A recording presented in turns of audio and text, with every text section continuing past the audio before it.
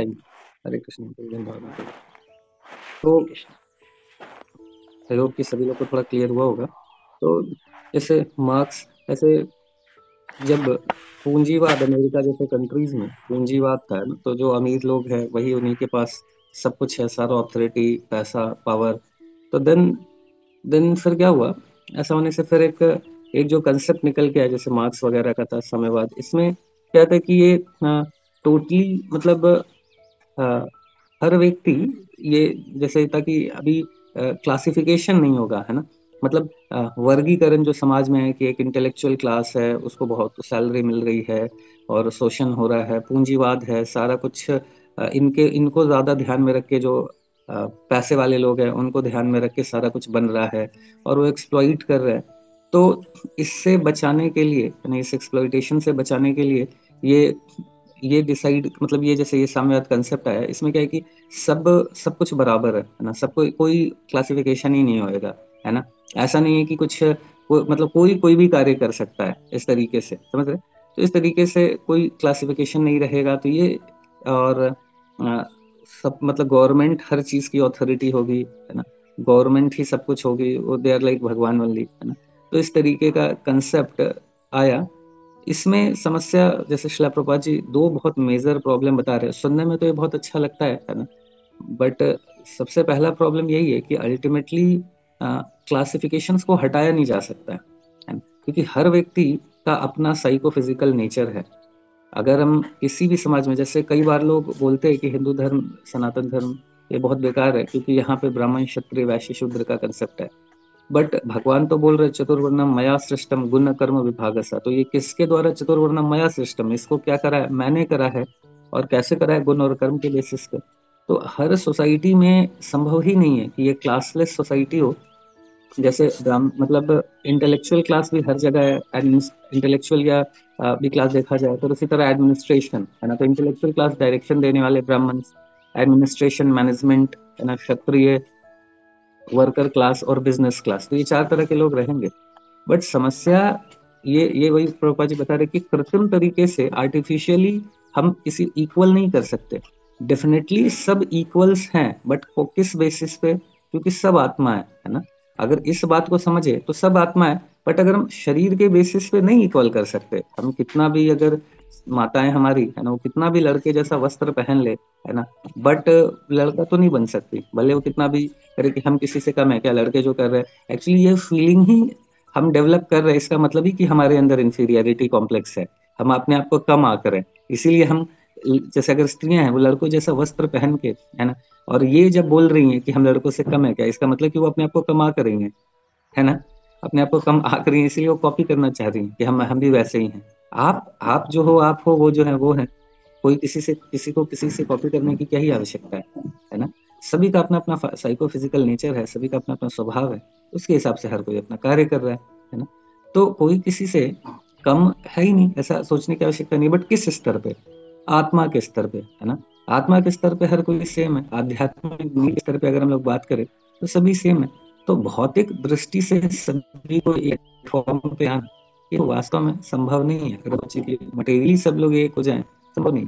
क्योंकि अगर आप देखिए सब एक ही है, अगर सब एक है तो आप झाड़ू झाड़ू कौन लगाएगा, है ना। और फिर एडमिनिस्ट्रेशन, फिर तो इस बात का झगड़ा होगा ना कि मैं फिर वो, अगर हम लोग सब एक हैं तो मैं फिर ये कार्य क्यों करूं, वो क्यों नहीं करूं, अगर सब कुछ बराबर है तो, है ना।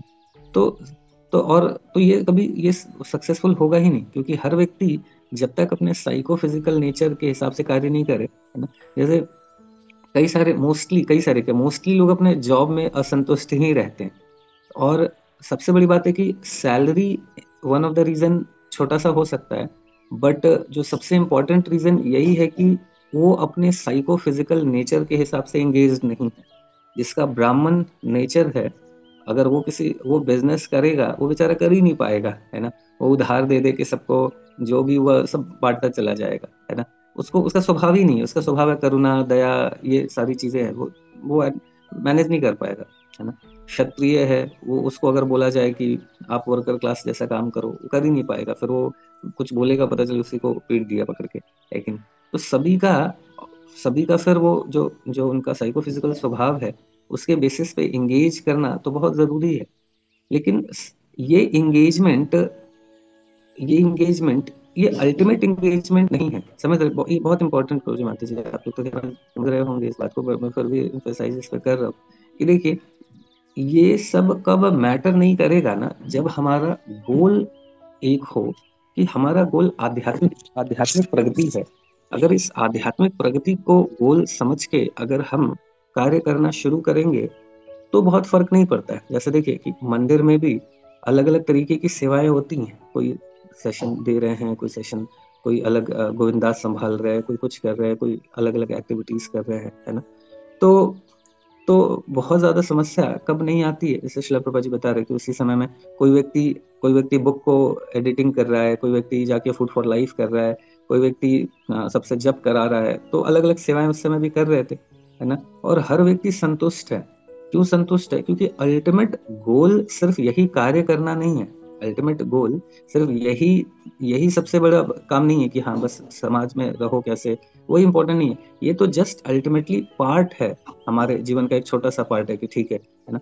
जैसे 24 घंटे होते हैं तो 8 घंटा रेस्ट करने के लिए है ना, 8 घंटा रेस्ट और बाकी काम करने के लिए, 8 घंटे तो हमारे आध्यात्मिक जीवन के लिए है, और बाकी 8 घंटे साइको फिजिकल नेचर के हिसाब से हम कुछ ना कुछ सेवाएं करें, है ना, जिसके कारण हमें थोड़ा सा जो भी उसका मिले, जो भी सैलरी वैलरी है, जो भी चीजें मिल रही है, ताकि हम अच्छे से अपना आध्यात्मिक जीवन प्रैक्टिस कर सके। तो ये जब तक गोल क्लियर है तो फिर बहुत दिक्कत नहीं होगा। अदरवाइज आर्टिफिशियली अगर हम इक्वल कर भी दें, जैसे वही शिला प्रभुपाद जी बता रहे हैं कि देखो रूस में तो यही कंसेप्ट है, बट क्या रूस के लोग हैप्पी हैं, क्या सेटिस्फाइड है? क्या सबसे ज्यादा डिससेटिस्फाइड उस समय रूस में थे। इसीलिए अभी मतलब कुछ समय तक तो भारत से भी ज्यादा डिवोटीज रूस में खूब बहुत सारे भक्त लोग बने, है ना, क्योंकि कितने डिससेटिस्फाइड थे।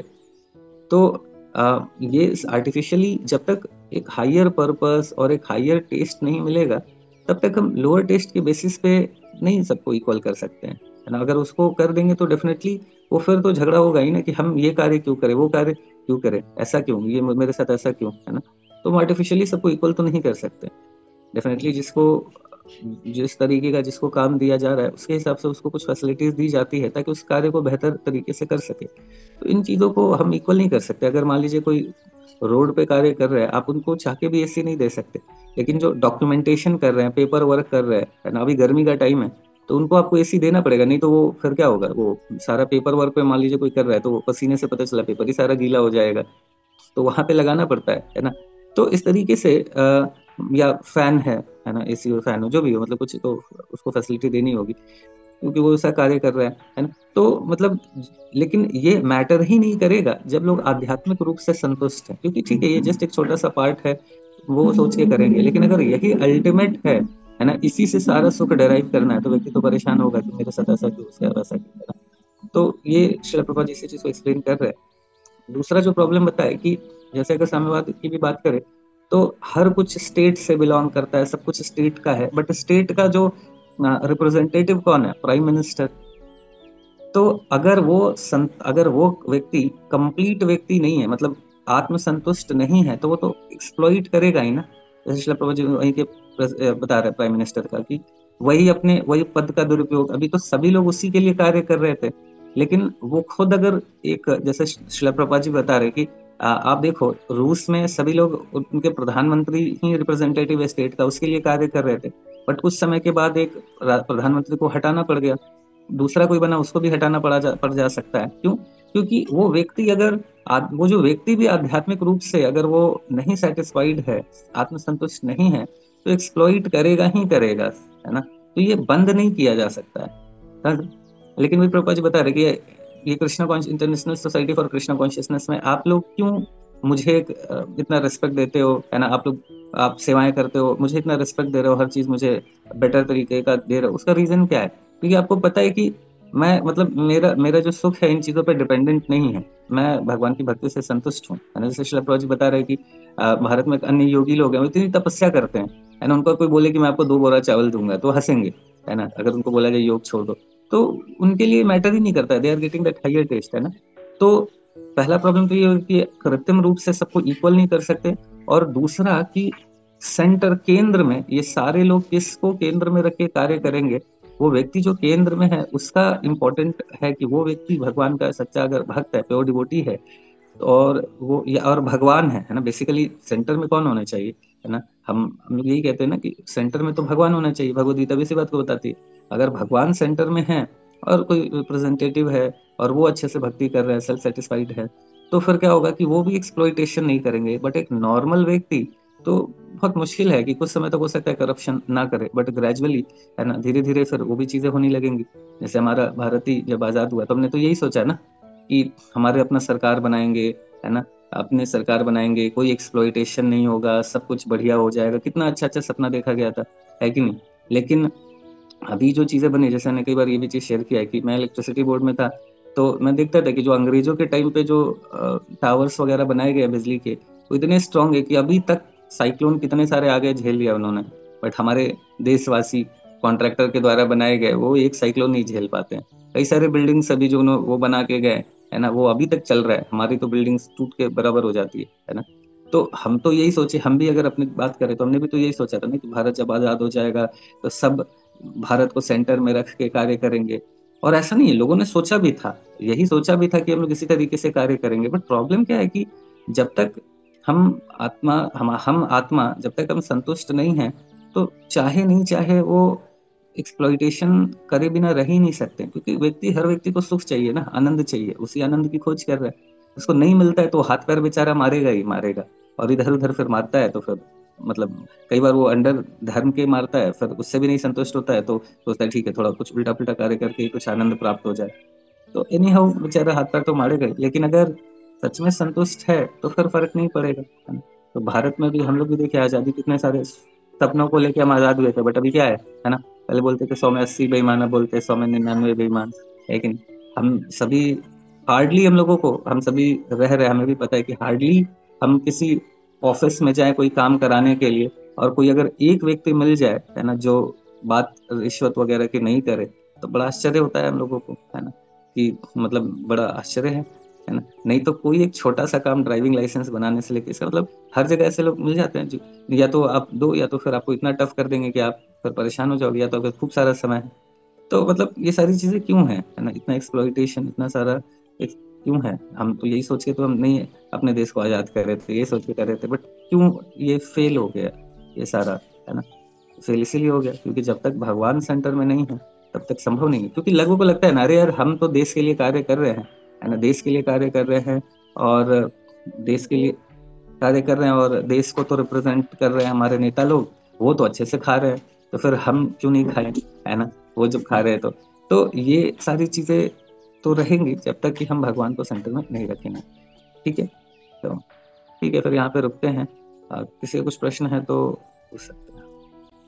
हाँ प्रभु। हरे कृष्ण प्रभु, दंडवत प्रणाम। हरे कृष्ण। प्रभु, जैसे अभी बात हो रही थी मार्क्स की साम्यवाद की, कम्युनिज्म की, तो हमारे एक हाँ दोस्त थे, वो भी कम्युनिस्ट विचारधारा से बड़ा प्रेरित है, और वो जेएनयू में बड़े बड़े जितने लीडर हैं सबके साथ उनका बढ़िया था। तो हमको भी बोलते थे कि आप चलिए, आपको बड़ा टिकट मिल जाएगा इसे इसे, मतलब प्रमोशन बहुत जल्दी उधर है। तो हम बोले कि नहीं, हम कम्युनिज्म नहीं मानते, हम गीता को असली स्पिरिचुअल कम्युनिज्म मानते हैं।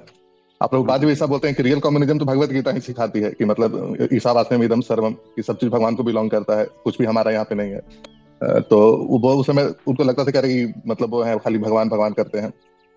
पर जब प्रभु जैसे हम धीरे धीरे इस्कॉन को पढ़ने लगे, प्रभुपाद जी को पढ़ने लगे, तो हमें सच में समझ में फिर प्रैक्टिकल रूप में समझ में आया कि सच बात है, रियल कम्युनिज्म तो आध्यात्मिक लोग के पास ही होता है। जैसे आप बुद्ध भगवान को देख लीजिए, वो भिखा याटन करवाते थे, भिक्षु बनवाते थे, परफेक्ट भिक्षु बनवाते थे। प्रभुपाद जी को देखिए, एक सन्यासी बनाते हैं, ठीक ना। मतलब आप कुछ भी अपने पास मत रखे, बस समाज में देने के बारे में आपको चिंता होना चाहिए। चैतन्य महाप्रभु को देख लीजिए, महावीर स्वामी को देख लीजिए, या जो भी रामानुजाचार्य आदि शंकराचार्य, प्रभुपाद जी बताते हैं कि जितने अवतार हुए या जितने महापुरुष है, उनका एक ही काम था कि कैसे मैटर और स्पिरिट को अलग अलग करके लोगों को बताया जाए। तो प्रभु सच्चाई तो है, जैसे स्पिरिचुअल लीडर हमारे यहाँ बहुत हुए, जब हमारे यहाँ वायलेंस होती थी, कास्टे वायलेंस, तो ज्यादातर स्पिरिचुअल लीडर नहीं, जो कम्युनिस्ट लीडर थे, जो कास्टे वायलेंस करवाते थे। एक अमीर वर्ग था, एक शोषित वर्ग था हमारे यहाँ। तो हम देखे कि जितने शोषित नेता हुए, कम्युनिस्ट लीडर हुए, वो आज सब बड़े बड़े, मतलब लैम्बोर्गिनी या फॉर्च्यूनर, इस तरह से बड़े बड़े अपना विला अपार्टमेंट सब बना लिए हैं। लेकिन आज भी गरीब के लोग खेत में आज भी बेचारा काम कर रहा है, आज भी रिक्शा चला हाँ रहा है, ठीक है। तो यही है कि कम्युनिस्ट लीडर कहीं ना कहीं लोगों को ठगते हैं। ये साम्यवाद का जो नारा देके कि श्रमिक वर्ग एक हो जाएगी, आगे श्रमिक वर्ग मिलकर अमीरों के विरुद्ध हम खड़े हो जाते हैं, पर हकीकत ये है कि वो लोग एक्सप्लॉइट करते हैं और वो लोग भी वही काम करते हैं जो फलाने ठिकाने बाकी सारे लीडर करते हैं हमारे यहाँ। हाँ, जी, तो यही करेक्ट प्रभु जी करेक्ट। हमारा प्रभुपाद जी के साथ प्रभु जी यही जो सबसे अच्छा लगा था, प्रभुपाद जी का एक बार हम सुने थे किसी लेक्चर में, तो बोले कि रियल कम्युनिज्म तो भगवत गीता सिखाती है कि हकीकत में यहाँ पे हमारा कुछ भी नहीं, जीने के लिए चाहिए 6 फीट, और ऑक्युपाई करने निकल जाते हैं हम लोग सिकंदर की तरह पूरा पृथ्वी, ठीक ना, अब मरते हैं तो पूरा गधे की तरह शर्मा आता है, करे भाई रहना तो 6 फीट में ही था धरती पे। तो ये प्रभु जी रियल स्टैंडर्ड है कम्युनिज्म का। लेकिन दुनिया में लोग बस ये हिंसा करवाने के लिए कभी मार्क्स को, कभी लेनिन को, कभी कुछ कभी कुछ, यही सब है प्रभु जी। धन्यवाद प्रभु। हरे कृष्ण, धन्यवाद। अच्छा, थैंक यू प्रभु, अच्छा आपने ऐड करा लास्ट में। Thank you Prabhu ji, important point था यही कि कि वो जो लीडर्स हैं बोलते हैं लोगों को ये करके फाइनली वो भी एक्सप्लॉइट ही करते, क्योंकि बिना, जब तक व्यक्ति संतुष्ट नहीं है तब तक वो चाह के भी बिना एक्सप्लॉइट किए रह नहीं सकता है। ऐसा नहीं है कि व्यक्ति गलत चीजों को सोच के ही निकलते हैं, है ना। हमारे देश को भी आजाद कराया या जो भी चीजें हुई है हर कंट्री में, तो लीडर्स ने ये सोचा नहीं था कि ऐसा करेंगे। बट वही है कि जब तक संतुष्ट नहीं है तो फिर कुछ ना कुछ तो गड़बड़ करेंगे, है ना। या तो अपने बच्चों को आगे बढ़ाते रहेंगे कि वही पीएम बने, वही अगला पीएम बने, ये बने, तो कुछ ना कुछ तो गड़बड़ रहेगा, ये संभव नहीं हो वो पाएगा प्रभु जी कि। दिल्ली के पूर्व सीएम थे ना, आम आदमी पार्टी वाले हम तो आम आदमी है जी, ठीक ना, और वो शीश महल बनाए हुए थे। तो कम्युनिस्ट लीडर सब इसी तरह से होते हैं, बात तो करते हैं गरीबों का, श्रमिक वर्ग का, लेकिन वो लोग सब बाद में फिर अपना एक अलग लेवल बना ही लेते हैं वहां पे। क्लासलेस सोसाइटी का कंसेप्ट तो यहीं पे ना खंडन हो जाता है कि ये लोग खुद बाद में अमीर बन जाते हैं, एक गरीब वर्ग फिर का फिर वहीं जस का तस पड़ा रहता है सामने। तो कहाँ से क्लासलेस सोसाइटी का बात करते हो। अरे ठीक है, अच्छा है। जी। तो बाकी फिर कैसा चल रहा है आप लोगों का बुक डिस्ट्रीब्यूशन, भगवत गीता वितरण? अभी आप सभी को पता होगा या नहीं पता होगा, अभी फोटोज देखा होगा आपने, श्वेता माता जी जो हमारे बेटी बूटी फरीदाबाद से माता जी हैं, अभी यहाँ पे सेशन में भी शायद होंगे माता जी। तो माता जी वहाँ डिस्ट्रीब्यूशन में भी ऐसा नहीं जा पा रहे थे, तो माता जी ने जो भी डिवोटीज डिस्ट्रीब्यूशन में जाने के लिए मतलब डिस्ट्रीब्यूशन में बांटने के लिए 1000 ऐसा पाउच प्रसाद बना के दिया था। लास्ट टाइम भी कुछ पार्वती माता जी या कोई और डिवोटी थे तो उन्होंने भी कुछ प्रसाद ऐसा बना के दिया था। तो ये भी एक तरीका है जो एक्टिवली अभी नहीं जा पा रहे, और वो प्रसाद डिवोटीज बता रहे थे कि वो प्रसाद इतना इफेक्टिव था कि लोग आते थे। एक्चुअली जो जो पाउच है ना, हम लोग फैक्ट्री से बनवा सकते हैं, बट हम लोग एक्चुअली उसमें छोटा सा पैकेट है, उसमें 4 मखाने ही डालने हैं, 2 मिश्री डालना है, तो ऐसा करके छोटा छोटा पैकेट बन जाता है। तो वो फैक्ट्रीज वगैरह से लेबर्स रख के भी बनाया जा सकता है, बट फिर वो इफेक्टिव नहीं होगा ये। लेकिन चूंकि श्वेता माता जी 16 माला जप करते हैं, अच्छे से भक्ति कर रहे हैं, तो जो उन्होंने और एक और डिवोटी ने बनाया, उसका पता है क्या हुआ, जो डिवोटीज डिस्ट्रीब्यूशन कर रहे हैं वो शेयर कर रहे थे कि कई लोगों को दिया, तो वो प्रसाद, मतलब कई लोग आते थे बुक स्टॉल पे और हम लोग बोलते थे बुक ले लो, मना कर देते थे, तो हम लोग तो ठीक है ये प्रसाद तो ले लीजिए, और वो प्रसाद लेके जाते थे। थोड़ी देर में फिर वापस आते थे कि अभी मुझे अच्छा नहीं लगा कि मैंने सिर्फ प्रसाद लिया, अब ये काम करो आप एक भगवत गीता मेरे तरफ से स्पॉन्सरशिप ले लो या मुझे भगवत गीता दे दो। तो इतना पावरफुल है ना। तो माता जी अगर हैं तो आपका विशेष धन्यवाद है ना। तो बाकी डिवोटीज भी तरीके से अगर आप एटलीस्ट ये कर सकते हैं, और इसमें भी इवन मटेरियल भी प्रोवाइड कराया जा सकता है, जैसे मखाना अगर आपको आने जाने में, है ना, या कुछ मटेरियल को एक्वायर करने में प्रॉब्लम है, तो वो हम लोग भी जाके मखाना और मिश्री ये सब परचेज वर्चेज करके दे सकते हैं। लेकिन उसको थोड़ा रोस्ट करना हुआ या फिर पैक करना हुआ, तो वो हम लोग चाह रहे हैं कि वो डिवोटीज ही करें, है ना। तो वो वास्तव में बहुत इफेक्टिव रहा है। अभी वो प्रसाद भी खत्म होने वाला है, तो बाकी अगर कोई रेगुलर बुक डिस्ट्रीब्यूशन नहीं कर पा रहा तो इस तरीके से भी वो हेल्प कर सकते हैं। बट किसी तरीके से बुक डिस्ट्रीब्यूशन में इन्वॉल्व होइए फिरोजी माता जी, अगर टोटली नहीं होंगे तो फिर ये बहुत बड़ा दुर्भाग्य हो जाएगा हमारा कि हम, मतलब ये महीना मार्गशीर्ष का ना भगवान को बहुत प्रिय है, और भगवान जैसा बताते हैं कि उससे प्रिय कोई नहीं है। जो ये कॉन्फिडेंशियल, ये जो भगवान का जो ज्ञान है वो दूसरों को बांटता है, उससे प्रिय कोई नहीं है ना। तो ये, और शिला प्रभुपाद जी भी बताते हैं कि देखो हम किसी को थोड़ा बहुत प्रीच कर देते हैं, एक आध लाइन कुछ बता दिए, लेकिन हम खुद ही अभी भक्त नहीं बने कि हमारे वर्ड से थोड़ा व्यक्ति इम्प्रेस भले हो जाता है, बट उसका हृदय ट्रांसफॉर्मेशन तो संभव नहीं है। हृदय हमारा खुद तो पहले ट्रांसफॉर्म हो, फिर हम दूसरे को करेंगे। इवन हम लोग भी, चाहे वो रीडिंग सेशन हो, हियरिंग सेशन, सबका अल्टीमेट पर्पस तो वही है कि शिला प्रभुपाद जी के बुक्स को ही हम लोग यहाँ भी चर्चा कर रहे हैं। और जैसे अपने हिजरत राधेश्याम प्रभु भी वही बताते हैं कि ये जितना भी DYS, जितना भी कोर्सेज, इस सबका अल्टीमेट पर्पस तो यही है कि जो डिवोटीज हैं इस्कॉन के, वो प्रभुपाद जी की बुक्स पढ़ना शुरू करें। तो ये मेरा सारा कोर्सेज जो भी मैंने बनाया वो सारा ब्रिज है, ताकि हम लोग प्रभुपाद जी की पुस्तकों को पढ़ना, प्रभुपाद से सुनना शुरू करें। तो यहाँ पे हम डायरेक्ट शिला प्रभुपाद जी की बुक्स को, भगवद गीता जैसे ग्रंथों को अगर किसी को दे रहे हैं, तो इससे अच्छा तो कुछ नहीं हो सकता। तो उसमें किसी तरीके से भी सहयोग करें, है ना। अगर वही है कि आप डायरेक्ट 1 to 1 करना आपको ये हो रहा है तो थोड़ा डिफिकल्ट लग रहा है, तो स्पॉन्सर कर सकते हैं। स्पॉन्सर करने में भी फाइनेंशियली इशू आ रहा है तो भी कोई दिक्कत नहीं। अगर तो आप 1 to 1 करिए, और आप अगर परिवार की कुछ ऐसी समस्या है कि आप बाहर जाके वितरण नहीं कर सकते, फाइनेंशियल प्रॉब्लम है, तो आप स्पॉन्सर नहीं कर सकते, फिर भी कोई दिक्कत नहीं है। आप इवन कॉलिंग सेवा घर पे बैठे बैठे कर सकते हैं। लोगों को जिसको भी आप जानते हैं, या आप हमसे कॉन्टैक्ट ले सकते हैं, तो उनको आप फोन करके बताइए ऐसा कि यहाँ पे है, हम लोग अभी भगवद गीता का वितरण कर रहे हैं स्कूल्स, कॉलेज, जेल्स में, आप चाहें तो स्पॉन्सर कर सकते हैं। तो वो कर सकते हैं, तो कॉलिंग करिए। कॉलिंग करने में भी समस्या आ रही है ना, वो भी नहीं करने अगर मतलब प्रॉब्लम है, तो फिर तब भी कोई दिक्कत नहीं, तो प्रसादम में करिए, प्रसादम थोड़ा बनाइए, है ना। तो कुछ तो करिए, सबसे बड़ी बात यही है। अगर हम कुछ भी नहीं कर रहे हैं तो फिर मतलब फिर हमारी आध्यात्मिक मतलब ऐसा नहीं है, देखिए कि आप अगर हम सेवा नहीं करेंगे कुछ रुकेगा नहीं। हमें कई बार लगता है हम तो इनसिग्निफिकेंट व्यक्ति है, हम क्या ही कर लेंगे, है ना, इतने सारे लोग तो कर ही रहे हैं, हम क्या ही कर सकते हैं। बट समस्या है कि वो हम जो भी थोड़ा बहुत करेंगे उससे हमारी खुद की आध्यात्मिक प्रगति, हमारा खुद का प्यूरिफिकेशन होगा। अगर हम कुछ भी नहीं करेंगे तो हमारी आध्यात्मिक प्रगति रुक जाएगी, है ना। तो डेफिनेटली भगवान चाहते हैं भक्ति हो, भगवद गीता का वितरण हो, तो वो तो होगा, लेकिन हम अपने जीवन को सक्सेसफुल बना सकते हैं इस कार्यों में लग के।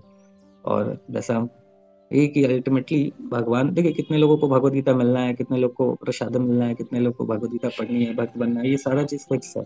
हम क्या कर सकते हैं, हम जस्ट अपना अपने आप को भी इंस्ट्रूमेंट बना सकते हैं भगवान के हाथों में इसी चीज को स्प्रेड करने के लिए। तो हम भी इन्वॉल्व हो, है ना, ये बहुत आवश्यक है। अगर हम नहीं होंगे तो फिर अगले साल ही ये महीना आएगा, है ना। तो थोड़ा सा समय निकालें और अपने कुछ ना कुछ सेवाओं में एंगेज करें अपने आप को, है ना। भगवान को वास्तव में हम यही यही जो पेन, कल भी इसी चीज को मैं बता रहा था, मैं बार बार इसी चीज को बताता हूँ कि श्रील भक्तिविनोद ठाकुर का ये मुझे बहुत इंपॉर्टेंट लगता है कि वास्तव में हम भगवान को क्या ही कर सकते हैं। देखो भगवद गीता किसको पढ़ना है वो फिक्स है, हर चीज फिक्स है, फिर हम क्या कर सकते हैं। हम क्या ही भगवान को दे सकते हैं। तो एक ही चीज है, हम जो थोड़ा पेन लेते हैं सेवाओं में, वही वास्तव में हमारी ऑफरिंग है। क्योंकि हम लोगों को, हम ये नहीं बोल सकते अरे हमने आज 10 भगवद गीता बांट दी, है ना। क्यों 10 लोग को तो भगवान ने ही दिलवाया, नहीं तो हम तो 100 को लोगों को बोला, हमने 10 ही ने क्यों लिया, क्योंकि वो 10 लोगों को भगवान ने बोला। तो वो हमारा वास्तव में देखा जाए तो हमारा कोई बड़ा मतलब वो हमारा कोई कंट्रीब्यूशन ही नहीं है। क्योंकि हम किसको भगवद गीता वो 10 लोग ने क्यों ली, क्योंकि भगवान ने उनको इंस्पायर किया। तो हम फिर क्या है हमारा कंट्रीब्यूशन, हमारा कंट्रीब्यूशन यही है कि हमारा कि हमने उन 100 लोगों को अप्रोच करा भगवद गीता लेने के लिए, ये हमारा कंट्रीब्यूशन है। कितने लोगों ने लिया ये वास्तव में हमारा कंट्रीब्यूशन नहीं है, क्योंकि वो तो भगवान की कृपा है ना। तो हम कितना पेन ले रहे हैं भगवान की सेवा के लिए, वही वास्तव में हमारा हमारा मतलब हम कुछ दे सकते हैं भगवान को। तो पेन लेना बहुत जरूरी है ना। तो वो पेन ले, और इस महीने नहीं लेंगे तो कब लेंगे, है ना। तो इस महीने सभी लोगों से रिक्वेस्ट है कि इन्वॉल्व हों। हर किसी के पास, हमारे पास अलग अलग सेवाएं हैं, बहुत सारी चीजें कर रहे हैं, बट बुक डिस्ट्रीब्यूशन तो करें हम लोग। जैसा मैंने बताया कि ये महीना स्पेशली डेडिकेटेड, हम नहीं बोल सकते नहीं हम तो ये कर रहे हैं, हम तो वो कर रहे हैं, हम तो ऐसा कर रहे हैं, ऐसा करे नहीं। वो समय निकालना ही होगा बुक डिस्ट्रीब्यूशन के लिए, है ना। या तो खुद 1 to 1 करे, या स्पॉन्सर करे, या प्रसादम बनाए, कुछ भी करे, या कॉलिंग कर ले, बट कुछ तो करे, है ना। इस महीने बुक डिस्ट्रीब्यूशन करे, क्योंकि ये एक एक भगवत गीता का वितरण, एक एक लोगों को अप्रोच करना, जो लोग नहीं भी लेते हैं ना, बट फिर भी हम इन भगवत गीता उनको दिखा दिए, उनको टच करा दिए, तो भी हम नहीं जानते कि वो कितने जन्मों के बाद पहली बार भगवत गीता का टच कर रहे हैं, है ना।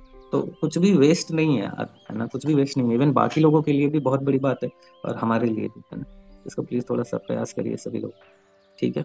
यहाँ पे रुकते हैं फिर। हरे कृष्ण, हरे नाम प्रभु की जय, श्रील प्रभुपाद की जय, आनंद प्रभु की जय। Hare Krishna, Hare Krishna, Krishna Krishna, Hare Hare, Hare Rama.